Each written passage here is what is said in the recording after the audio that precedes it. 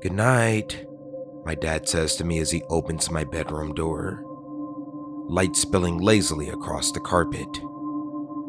"I'll see you tomorrow." "Yeah, night, Dad," I grumble, scrunching my covers up a little tighter around my chin. "I'm sorry about the party, Nate. We're just doing what we think is best. I promise." I mutter to myself, watching my father's silhouette shift in the light from beyond. Then I roll over in bed and make a point of turning away from him. I hear my dad sigh, and step out into the hallway. And he quietly closes the door behind him as he leaves. The hallway's light is lost to the room's cool darkness. We had an argument today, my parents and I. I accused them both of being cruel and needlessly unfair. I made it a pretty big deal, and to be honest, maybe I shouldn't have. Just, I'm 13 and most of my friends are out at a party tonight in the next town over. An outdoors one with tents and everything. My mom said I was too young to go and my dad agreed. So, naturally, I've been in a foul mood all evening. I chew my tongue and fume for a while in silence, tossing and turning as the gentle murmur of my parents in the living room gradually fades away, and I hear them ascend the stairs. The sliver of light beneath my door grows dimmer, and then after a while, goes out entirely. I hear my parents close the door to their room. It was bedtime for them too, I guess. I stare across my room at one of my posters, stuck up on the wall. It's pretty tough to see in the dark, but I know which one it is. It's the one from the movie, Alien. Such a good film. My dad introduced me to it. I sigh and shut my eyes up real tight, willing myself into a slow and uneasy sleep. The dreams do come eventually, and they revolve around my friends, all still awake and having the time of their lives together. The dream version of myself cannot decide if I'm actually there with them or not. My friends react only fleetingly to my presence, and the dream delivers a sense of cold disconnection and unsettling isolation, of loneliness. I want to understand more, but I don't know how. I don't know how to fix it. And I'm unsure exactly what it is that awakens me.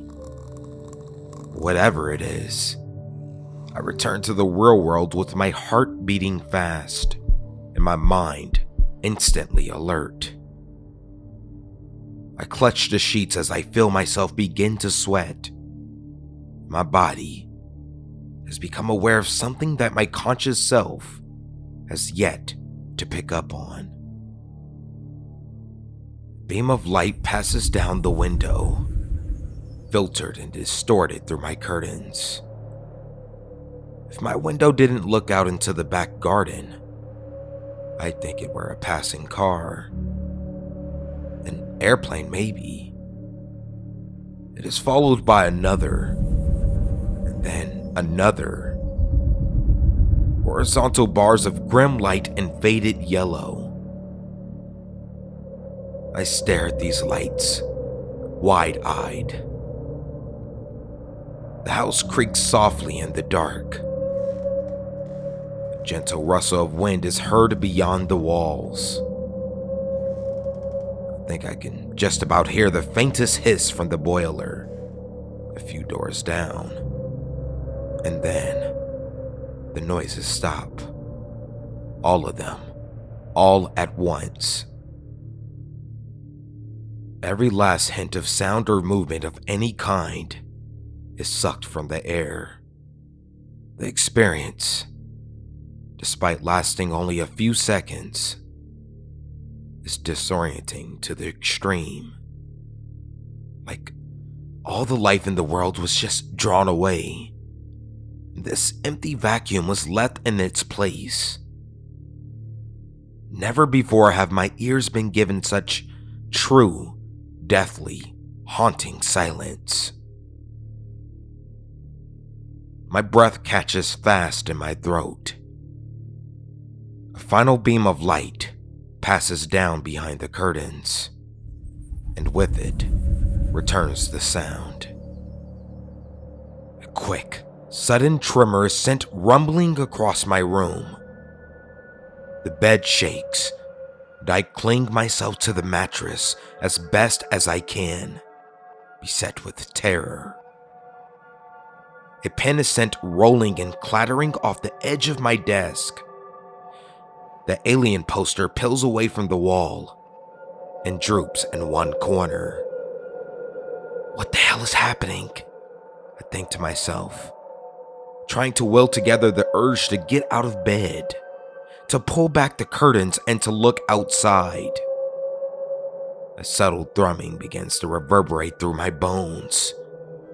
I can feel it sending shivers through the furniture. It takes every ounce of control not to fall into a mad panic. There's always an explanation. There's always an explanation. I think to myself, over and over and over. Yeah, there's always an explanation. Until one day, there isn't. It'll be construction works. Late night construction works. Yeah, that's all. I prepare to roll over, to try my very best to return to sleep, to ignore the shifting atmosphere and to get back to my dreams. But a tap on the window sends my blood racing, and gritting my teeth, stilling myself and unable to take it a second later, I throw off my sheets in an altogether rather uncharacteristic burst of courage, and I stride to the window. I haul back the curtains, braced to see something staring back at me from beyond the glass. But no, there's nothing there. Nothing looking back at me. No source of lights. Just a nighttime view of my back garden and the neighbors' gardens, all bathed in darkness. My breathing settles just a little. Just for a moment. A brief, false hope-laden moment. Before I shoot a reactionary glance up at the sky. An involuntary response to some movement there. My pupils narrow. What I see in the sky is difficult to describe. I'm drawn to what I see, and yet it frightens me like nothing I've ever experienced before. And I cannot look away. Sections of the sky, vast, sprawling sections, are moving against each other in the darkness. Partly hidden by clouds, they form curious, hard-edged shapes.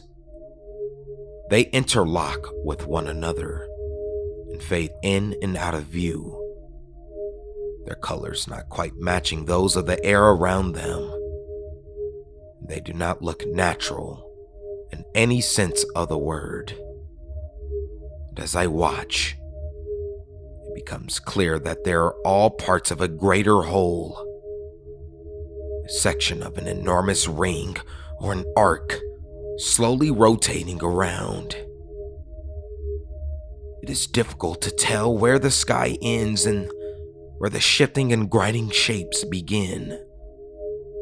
And they rumble softly, almost imperceptibly, cracking like distant thunder.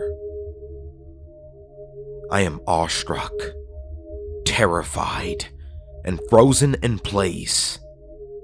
What I am seeing defies the laws of reason, of sense, and another bar of light shivers its way down the glass and washes over the garden.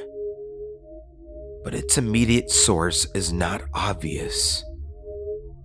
I cannot see what is actually casting the light. Besides, my gaze remained fixed on the colossal, softly swirling mechanisms in the sky. The spell is finally broken the same way it was cast, by movement. Though, this time from below instead of above. My eyes flickered down to the garden, to my backyard. It is small and one of many. Fence posts mark the boundaries between mine and those of my neighbors. And my yard has a few trees and a lone shed of tools. And there's a soccer ball too, kicked into its current position a few days ago. Between them creeps a figure far taller and far skinnier than any person I have ever seen. A sharp intake of cold breath forces its way down into my lungs. The figure is shadowed. It is too dark to make out any particular features, and they do not appear to be wearing any clothes.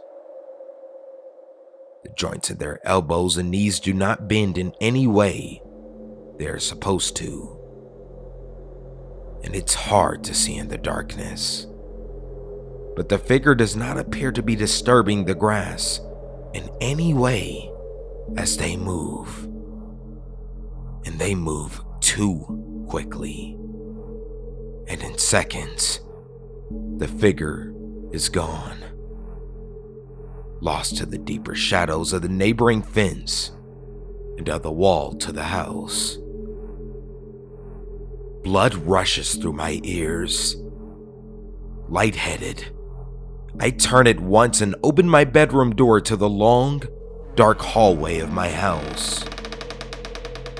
It feels like the walls spin around me as I walk to my parents' room, one hasty foot in front of the other.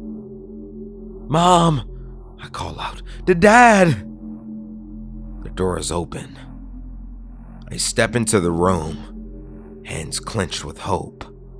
Hope that they will explain, that they will make everything all right. But they are not there. The sheets have been thrown off of the bed and are carelessly folded back on themselves, dropping towards the floor. And the window is wide open. Cool night air filters in. One of the curtains flutters lazily, ever so slightly shifting in the breeze. "Mom!" I call out louder now, looking around wildly. I swivel and head back into the hall, calling down into the inky, void-like depths of the landing below. "Dad, where are you?" But there comes no response. Just the creak of the house, that subtle, soft humming, and the rapid pattering of feet against the hardwood floor below. I throw myself backwards against the wall, staring down into the gloom below through the banisters of the stairs. But it is too dark. I cannot make anything out. I could turn the light on if I wished, but the switch is attached to the wall, over at the very top of the stairs. I cannot bear the thought of making myself so vulnerable, of the potential threat of some unknown nightmare scrambling up the darkness towards me. So I instead retreat rapidly to my room, slamming the door shut, perhaps a little too loudly behind me. It's in the house. Whatever I saw outside is in the house, and my parents are gone. A sob racks my throat and I struggle to swallow it back down, sweating and rubbing my hands across my eyes. I shoot a feverish glance back out through the window, peeking from behind the curtain. The shapes in the sky appear closer now, ever shifting, locking and unlocking with each other. Slow, purposeful movements that give the impression of colossal weight or density. "Please just leave me alone," I whisper. "Just go away, please." And I hear the sound of something scrambling up the stairs. My body reacts before my brain, and I throw myself up against the door as the irregular footsteps creep across the hall towards my room. It knows where I am. It knows that I am here. "No!" I scream out loud. "I don't want to go! I don't want to go!" The door thuds, and I shoot a look down at my right as the handle jumps and then turns. "No!" I am pushed along the floor as the door starts to open. With a shout of terror-stricken defiance, I dig my heels into the carpet and shove back with all my might. The door recloses. "Don't take me!" I shout, my words thick with desperate emotion. "Please, just don't take me! I don't want to go! I don't want to go!" The door stops moving, and my heart pounds as I wait, chest rising and falling as the tension builds, tighter and tighter. And then, it simply fades away. The thing behind the door decides to leave. I hear its footsteps go back across the hall, and back they go down the stairs. When I am certain it has left the floor, I dart back to the window and stare out into the backyard. The view below me is illuminated now. The grass and the shed and the trees and the fence, they're all lit up in a sickly, watery yellow. And it is not clear where the light is actually coming from. There is no obvious visible source. It simply sticks to the objects below like paint. Localized. It does not overflow into any of the neighbors' gardens. And in the center of this light and looking up towards the sky are two silhouetted figures. Two figures I recognize.